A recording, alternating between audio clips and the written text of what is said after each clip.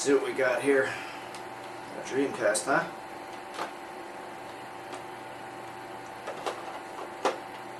Okay. Can't eat it. I highly doubt you could have sex with it. But you just might have a Dreamcast laying around your house.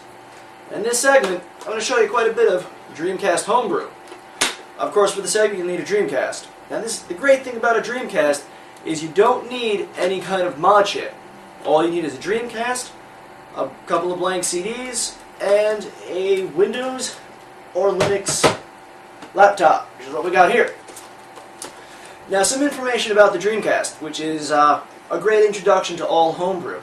You have to understand that all of these new age disc-based consoles, they have a special way of putting the data onto the discs itself. Now, natively, the Dreamcast can read CDRs. Now, internally it has something called a GD-ROM or a Giga-Disc ROM. It's like the equivalent of a dual-layer CDR. Now, what's really great about that is who the hell doesn't have a CD writer nowadays, and CDs are pretty damn cheap. The weird thing about the Dreamcast is how it actually puts the data on the discs, though. The first track has to be actual CD audio, at least 2 seconds. After that, it has its own custom file formatter, a way of putting the actual files on the disc. And it has to have a minimal of 1, but usually 2 files on the root of the disc. You have ip.bin, the ip.bin being the actual default executable of the disc itself, and firstread.bin. Firstread.bin could be extensions or drivers and then such. And then from there you can build on what we have ELF files, but as for the Dreamcast, ELF files are usually device drivers. Like if you have a keyboard or a mouse, you got the maracas, the fishing rod, you got controllers, you got VMUs. All of that could be inside of ip.bin, but some people like to use ELF files.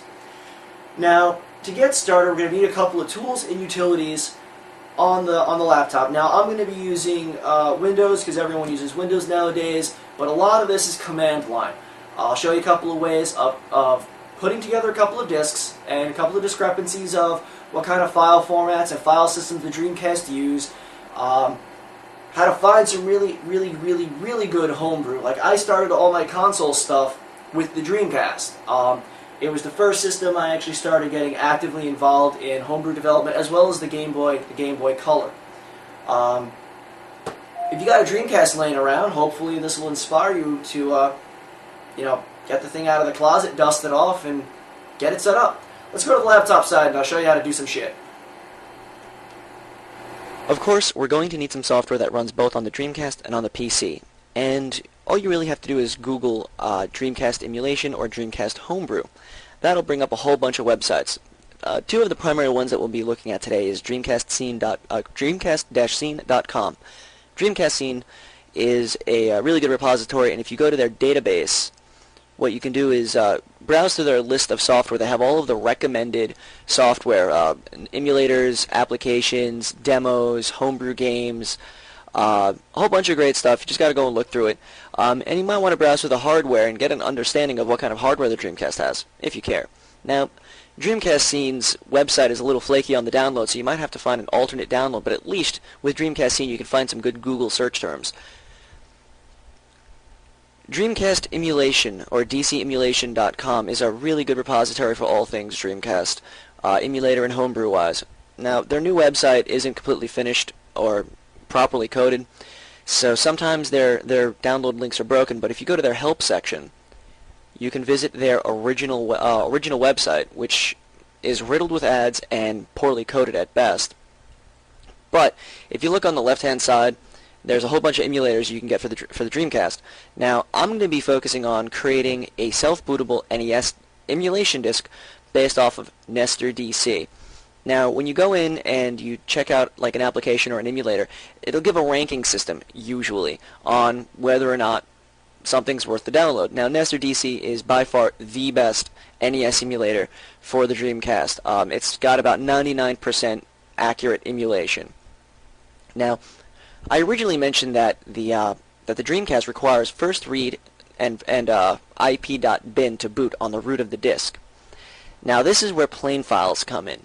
You can download the plain files, which are just that, just plain files, either in scrambled or unscrambled mode. Nowadays, it doesn't matter which you get, because most of the tools that we'll be using will scramble it appropriately. Now, the plain files are just that. It's IP.bin and firstread.bin, and whatever other drivers and folders and such that you might need.